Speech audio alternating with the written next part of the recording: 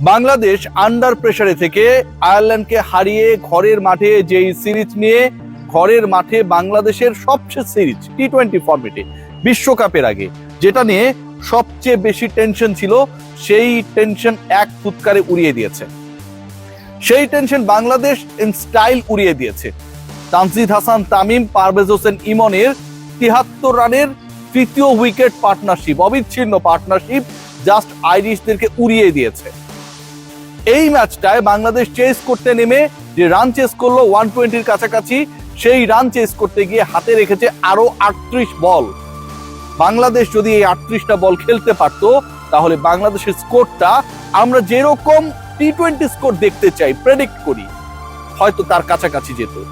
হয়তো তানজিদ হাসান তামিম, যিনি সবশেষ 5 টি-20-তে 3টায় 50 মেরেছেন, বাংলাদেশের টি-20 ফরম্যাটের সবচেয়ে কনসিস্টেন্ট পারফর্মার, শতকের কাছাকাছি যেতে পারতেন। 89, ওই যে 5 টি-20-র 3টায় মেরেছেন, তার একটা স্কোর ছিল, সেটাকে হয়তো ক্রস করে যেতে পারতেন। কোনো কিছুই হয়নি। তবে স্বস্তির সুবাতাস এসেছে চট্টগ্রামের সাগরিকা থেকে পুরো বাংলাদেশে। যেই দলটা টানা 4টা ম্যাচে হেরেছিল টি-20 ফরম্যাটে উইন্ডিজের বিপক্ষে হোয়াইট ওয়াশ হওয়ার পরে, প্রথম ম্যাচেই আইরিশদের বিপক্ষে প্রায় 40 রানের পরাজয়, সেই দলটা পরের 2 ম্যাচে ঘুরে দাঁড়িয়েছে। যেই দলটাকে একনায়কতান্ত্রিক শাসন ব্যবস্থা কায়েম করার মাধ্যমে, প্রেসার ক্রিয়েট করার মাধ্যমে, যেই দলের ক্যাপ্টেনকে মিডিয়া ট্রায়ালের মাধ্যমে এলোমেলো লন্ডভন্ড করার একটা প্রয়াস ছিল, গাজী আশরাফ হোসেন লিপুর তার প্রধান নির্বাচকের রোল থেকে অনেকটা হিটলার মুসোলিনির ভূমিকায় যাওয়ার যে চেষ্টা ছিল, সেই জায়গা থেকে লিটন কুমার দাসের দল ঘুরে দাঁড়িয়েছে। লিপু ভাই, আসসালামু আলাইকুম। প্রিয় লিপু ভাই, এই যে আপনি ঘটনাটা ঘটাইলেন, ঘটনা ঘটানোর পর আপনার মতো একজন সাবেক ক্যাপ্টেন বর্তমান ক্যাপ্টেনকে ছোট করার জন্য ক্যাপ্টেনের বক্তব্য আসার পর ঠিক যেভাবে মিডিয়ায় বাংলাদেশ ক্রিকেট বোর্ডের সহযোগিতায় আপনার স্টেটমেন্ট পাঠালেন, এবং পুরো স্টেটমেন্টটাই হচ্ছে ক্যাপ্টেন যা বলেছে সব ভুল, আপনি একলাই ঠিক। এন্ড অফ দ্য ডে সেটা মানুষ খুব একটা না, একদমই খায় নাই। লিটন কুমার দাসকে নিয়ে অনেক কন্ট্রোভার্সি থাকতে পারে, তার সেলফ কনফিডেন্স নিয়ে, তার পারফরমেন্স নিয়ে, তাকে আমরা যেভাবে দেখতে চাই, তিনি নিজের পারফরমেন্স, নিজের অস্তিত্ব, নিজের যোগ্যতাকে অনেক ক্ষেত্রেই বিশ্বাস করেন না। সেই অবিশ্বাসের জায়গা নিয়ে অনেক প্রশ্ন থাকতে পারে, অনেক সমালোচনা থাকতে পারে। বাট আপনি যত বড় নির্বাচক হন না কেন, যত বড় এক্স ডিরেক্টর হন না কেন, মাথায় রাখা উচিত ছিল লিটন বাংলাদেশের 18 কোটি মানুষের ক্যাপ্টেন, পরের বিশ্বকাপের ক্যাপ্টেন। মাহিদুল অঙ্কনকে দলে রেখেছেন, শামীমকে রাখেন নাই। আজকে শামীমকে এই ম্যাচের স্কোয়াডে রাখা হয়েছিল, তিনি 11-ও রেখেছেন। Liton Kumar Das, thank you again, thank to you. আপনাকে তো আমি আর আসসালামু আলাইকুম দিতে পারছি না। আপনি যে গার্ডস শো করে শামীমকে আজকে 11-এ রেখেছেন, এটার জন্য থ্যাঙ্কস। ক্যাপ্টেনের চয়েসে, কোচের চয়েসে বাংলাদেশের 11 হবে, দ্যাটস ফাইনাল, এবং সেটাই হওয়া উচিত। লিটন সেটা করেছে। এই ম্যাচটা দেখুন কতগুলো প্রেক্ষাপটে গুরুত্বপূর্ণ। বিশ্বকাপের আগে শেষ ম্যাচ, সেটা বলছিলাম, সেই শেষ ম্যাচে বাংলাদেশ এটা অলমোস্ট ডে ম্যাচ। কেন গুরুত্বপূর্ণ জানেন? শিডিউলটা দেখে আসেন। যে 4টা দলের বিপক্ষে বাংলাদেশ খেলবে, কলকাতায় হবে যার 3টা, আরেকটা হবে মুম্বাইতে। বাংলাদেশের ম্যাক্সিমাম ম্যাচই হচ্ছে অলমোস্ট ডে ম্যাচ, সন্ধ্যা 6টার কোনো ম্যাচ নাই। বাংলাদেশ তাদের শেষ ম্যাচে এসে অন্তত সেই ডে ম্যাচ খেলার সুযোগ পেয়েছে। আমাদেরকে অন্য চিন্তা করতে হবে, বিশ্বকাপ কেন্দ্রিক চিন্তা করতে হবে, এটা খুবই গুরুত্বপূর্ণ ছিল। নাম্বার 1। নাম্বার 2, ঘটনা যাই ঘটুক না কেন, বাংলাদেশ দলের টপ করে চেঞ্জ হচ্ছে না, and which is very much correct, I support it. Top 4 জন ব্যাটসম্যান, তানজিদ হাসান তামিম, পারভেজ হোসেন ইমন, লিটন কুমার দাস, সাইফ হাসান, তারা যতই ফেল করুক আর সাকসেসফুল হোক, তাদেরকেই টপ করে খেলতে হবে। এবং আজকের যে শিফটিংটা হয়েছে, সাইফকে উপরে ওঠা হয়েছে, লিটন তার পজিশন 3-এ ছিলেন, পারভেজ হোসেন ইমন 4 নম্বরে নেমেছেন, কি করতে পারেন দেখিয়েছেন। তার যে বাউন্ডারি ওভার বাউন্ডারি হিসাব, প্রথম 3টা স্কোর প্রত্যেকটাই ছক্কা ছিল, শেষে গিয়ে যে 4টা মেরেছেন, সেই 4 মন খারাপ করেছে। যে ইমন যে 4টা মারলো, ওটা এক হাতের জন্য ছক্কা হতে পারে নাই, উইনিং শট ছিল। What about Tanzid Hasan Tamim? একটু আগে বলছিলাম যে বাংলাদেশের এই মুহূর্তে সবচেয়ে কনসিস্টেন্ট টি-20 ব্যাটার, 5 ইনিংসের মধ্যে 3টায় 50+। আজকে যেভাবে ডমিনেট করেছেন, এবং যেই জিনিসটা বাংলাদেশের ব্যাটসম্যান ব্যাটিং লাইন আপ করতে পারে না, বাংলাদেশ যখন 118 করার একটা পরিকল্পনার মধ্যে ছিল জয়ের জন্য, ওই সময়টায় 36, 38 এবং 46 রানে 2 উইকেটে পতন হয়ে গেল, এবং সেই 2টা উইকেট আপনার প্রাইম 2 উইকেট। 2 উইকেট কারা? সাইফ হাসান, লিটন কুমার দাস। সেই প্রাইম 2টা উইকেট চলে যাবার পরে আমরা যা এক্সপেক্ট করি যে 46-এ 2টা গেছে, 65-তে 4টা যাবে, 87 করতে গিয়ে 6টা যাবে, শেষে গিয়ে সাইফুদ্দিন ম্যাচটা জেতাতেও পারে। সেই ঘটনা ঘটে নাই।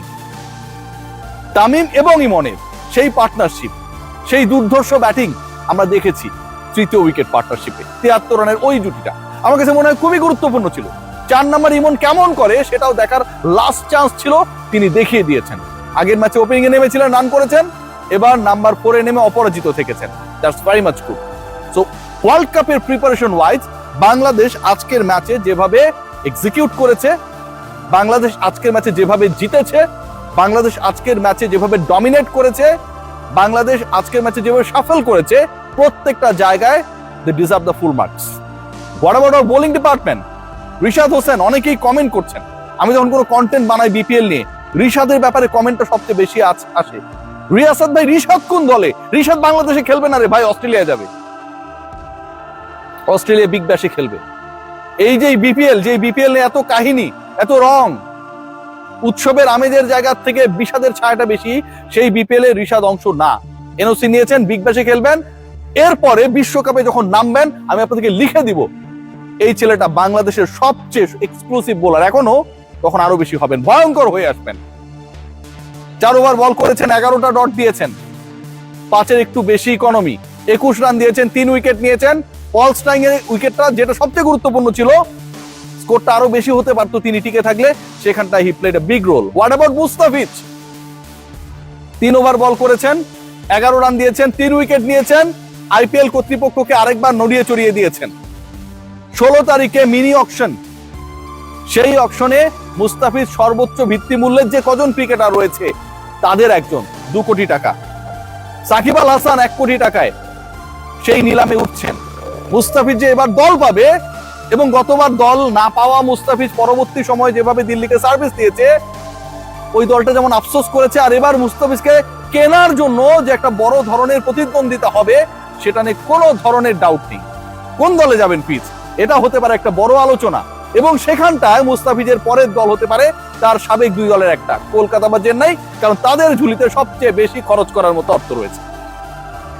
আজকের এই পারফরমেন্স, শরীফুলের 2 উইকেট, মুস্তাফিজের 3 উইকেট, রিশাদের ঝলসে ওঠা, বাংলাদেশের ব্যাটিং ডিপার্টমেন্ট শুরুতে ভালো একটা স্টার্ট করার পর পাওয়ার প্লেটা যখন বাংলাদেশ মোটামুটি কাজে লাগাচ্ছিল মনে হচ্ছিল, সেই 6 ওভারের মধ্যে 2 উইকেট হারিয়ে ফেলা, লিটন কুমার দাস সাইফকে হারানোর পরে যখন মনে হচ্ছিল ওই যে 65-তে 4টা, 87-তে 6 উইকেট চলে যাবে, সেই জায়গা থেকে আর উইকেট না হারানো, অবিচ্ছিন্ন তৃতীয় উইকেট জুটিতে 73 রানের পার্টনারশিপ করা, অপরাজিত থেকে 4 মেরে দলকে জেতানো, প্রথম 3টা বাউন্ডারি, ওভার বাউন্ডারির প্রত্যেকটাই ছক্কা মারা ইমনের দ্বারা, 6 মেরে হাফ সেঞ্চুরি করা তামিমের, সব মিলে বাংলাদেশ দল আজকে যে পারফরমেন্সটা করেছে, হোক সেটা আয়ারল্যান্ডের বিপক্ষে, আজকে হেরে গেলে সিরিজ হেরে যেত, তখন আপনারা আমরা সবাই গালি দিতাম।